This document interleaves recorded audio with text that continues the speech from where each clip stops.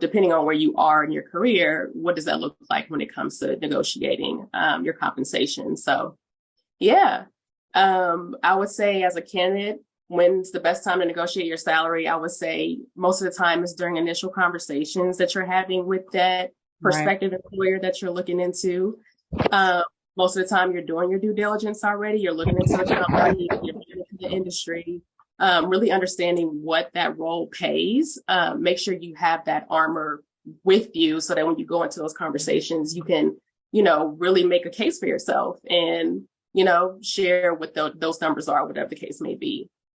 I agree. I think from being in the HR role for so long, one of the things that I see candidates do that I wish they had a little stronger background or knowledge is the appropriate time to bring the conversation up.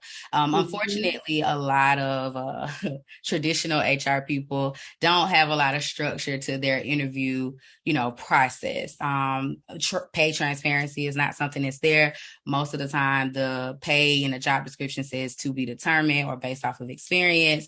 And I think as a candidate, it's a uncertainty of when I should say, hey, one, what does this position pay? And then once you hear that information, how do you then take the next step to say, and you're not just in your head, like, okay, it's a little lower than where I would like to be, but when is the appropriate part in the conversation to address what your salary expectations are? I love when employers ask that question in the interview process. It kind of alleviates the tension or the gray area. Or when's the right time? Should I ask now or should I wait till round 3 of the interview? And I'm an advocate for you asking, check the flow of how that first interview goes, even if it's a phone interview. I don't think it's inappropriate to ask that because I'm a advocate of not wasting anyone's time. So if you know your salary expectations are, in the mid 80s and this position has capped out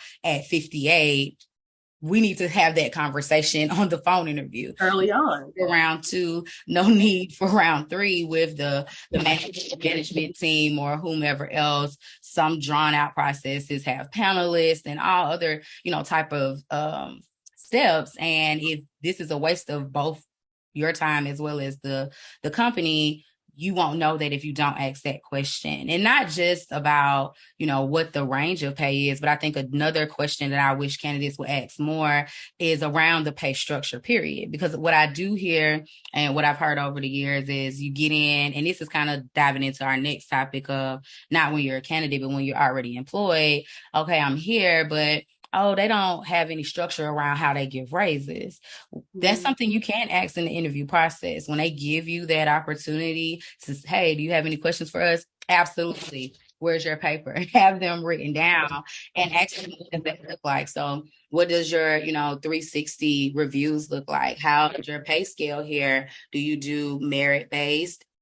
Are bonuses, done throughout the year? How does cost of living apply? Is that an optional thing or is it built in, to our hourly or salary, wages? But being upfront and transparent about wanting to understand how the company operates around their pay structure, I think at the beginning will help alleviate a lot of confusion later on and wasted time.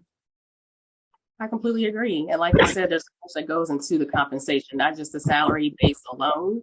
It's the full compensation package. So do they have equity that they offer their candidates or their employees as well? Do they have, bonuses that they do annually? So all of that gets, factored in when considering total compensation, even benefits and other incentives. So kind of have to look at the bigger picture when you're sitting in the role as a candidate to make sure when you are an employee that you're, equipped with this information and you know how to move forward when it does come to actually asking for a pay raise. Right. That way you're Yeah. not having those pillow talks like, I've been here 90 days and Yep. they haven't done my review yet. My workload has doubled. Or not even reviewing your scope of work accurately. A lot of job descriptions are very generic. And when you get into the role, it changes. And it's like, whoa, wait, if it's within those first 90 days and you see that what you were hired for versus what they have you doing is something different, pull that management rep or your HR rep or whomever, did your onboarding or who presented you with the offer letter to the side and have that conversation up front